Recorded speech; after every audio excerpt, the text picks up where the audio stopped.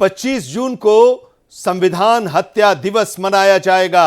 25 जून 1975 को आपातकाल लगा था। इंदिरा गांधी का शासनकाल था जब इमरजेंसी की घोषणा हुई थी।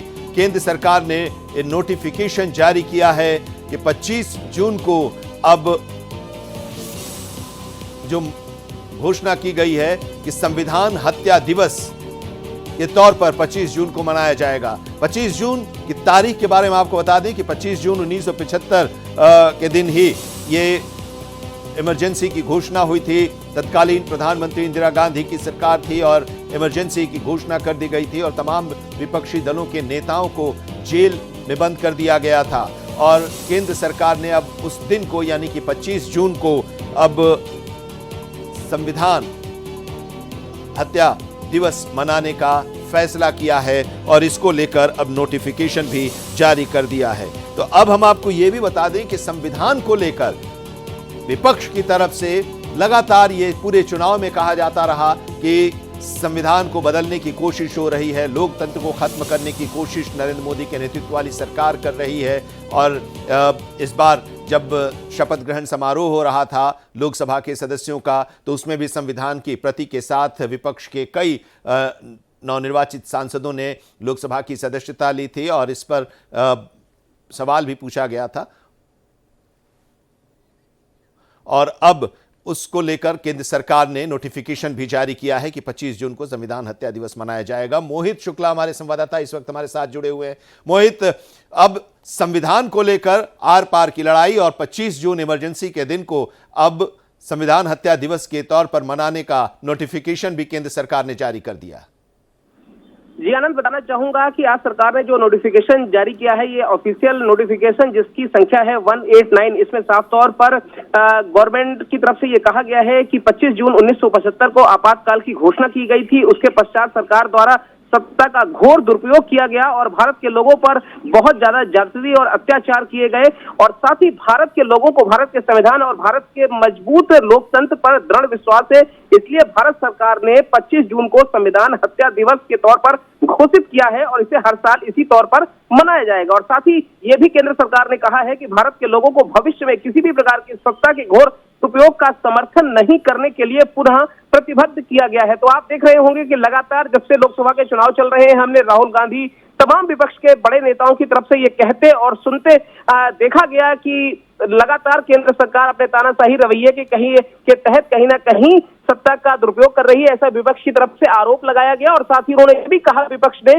कि सरकार संविधान को बदलने की कोशिश कर रही है, संविधान की हत्या करनी चाह रही है। तो जैसा जो आपने जिक्र किया कि लगातार इन दोनों चीजों को लेकर पक्ष और विपक्ष यानी कि सत्ता पक्ष और विपक्ष दोनों में टकराव की स्थिति देखी गई। और अब जो ये नोटिफिकेशन, जो ऑफिशियल नोटिफिकेशन जारी किया गया है, ये अपने आप में बहुत महत्वपूर्ण है, जिसकी जानकारी अब से थोड़ी देर पहले अमित शाह के ट्विटर के माध्यम से दी गई। उन्होंने एक ट्वीट किया जिसमें उन्होंने साफ तौर पर इसका जिक्र भी किया है।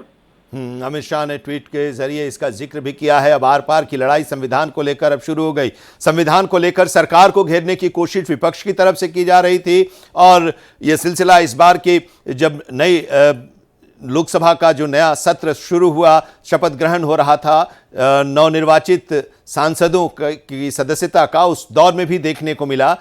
और जो चर्चा हुई राष्ट्रपति के अभिभाषण पर, उसमें भी संविधान की प्रति के साथ और इसको लेकर स्पीकर की तरफ से भी एक कानून बनाया गया। सदन के अंदर किसी भी तरह की कोई नारेबाजी नहीं होगी सिवाय जो शपथ लेना है। और अब नोटिफिकेशन भी जारी कर दिया गया है। विपक्ष की तरफ से कोई प्रतिक्रिया आई क्या मोहित? देखिए, अभी कुछ देर पहले ही ये नोटिफिकेशन आया है और साथ ही मैं आपको बताऊं कि अमित शाह के ऑफिशियल ट्विटर हैंडल से ये थोड़ी देर पहले ही ट्वीट किया गया है। तो उसके बाद विपक्ष इसको देख रहा है और कहीं ना कहीं आप देखिए कांग्रेस की तरफ से, जो कि मजबूत विपक्ष है, उनकी तरफ से जल्द ही इस पर कोई प्रतिक्रिया भी देखने को मिलेगी। और सबसे बड़ी बात यह है, हम लगातार देख रहे हैं कि संविधान की प्रति को लेकर, जैसा आपने जिक्र किया, संसद भवन यानी कि नए संसद भवन के अंदर जब पहली मर्तबा सांसदों ने शपथ ली तो उस वक्त भी हमने देखा कि कई सारे ऐसे सांसद जो अपने हाथों में संविधान की कॉपी लेकर भी गए, चाहे वो राहुल गांधी हो, अखिलेश यादव हो या वो कोई भी बड़े नेता हो, हमने अक्सर देखा कि उनके हाथ में संविधान की कॉपी देखी गई। तो कहीं ना कहीं सत्ता पक्ष ये कह रहा है कि वो हमेशा से संविधान की रक्षा के लिए प्रतिबद्ध है, कटिबद्ध है। तो वहीं विपक्ष लगातार पूरे इलेक्शन के दौरान, इलेक्शन के बाद और शपथ के बाद भी हमने देखा कि लगातार संविधान के मुद्दे को उठाता रहा है। यही वजह है कि सरकार ने, हम कहीं ना कहीं हम देख रहे हैं कि सरकार हमेशा से ये कहती आई है कि हम प्रतिबद्ध हैं, हमेशा से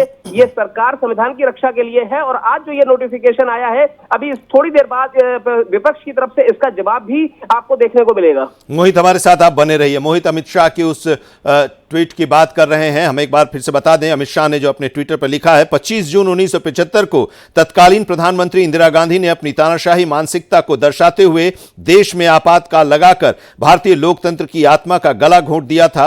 लाखों लोगों को अकारण जेल में डाल दिया गया और मीडिया की आवाज को दबा दिया गया। भारत सरकार ने हर साल 25 जून को संविधान हत्या दिवस के रूप में मनाने का निर्णय लिया है। यह दिन उन सभी लोगों के विराट योगदान का स्मरण कराएगा जिन्होंने 1975 के आपातकाल के अमानवीय दर्द को झेला था। और अब 25 जून को संविधान हत्या दिवस के तौर पर मनाने का ये नोटिफिकेशन भी जारी कर दिया गया है केंद्र सरकार की तरफ से। शुक्रिया हमारे साथ जुड़ने के लिए मोहित, और इसके बारे में विस्तार से बताने के लिए।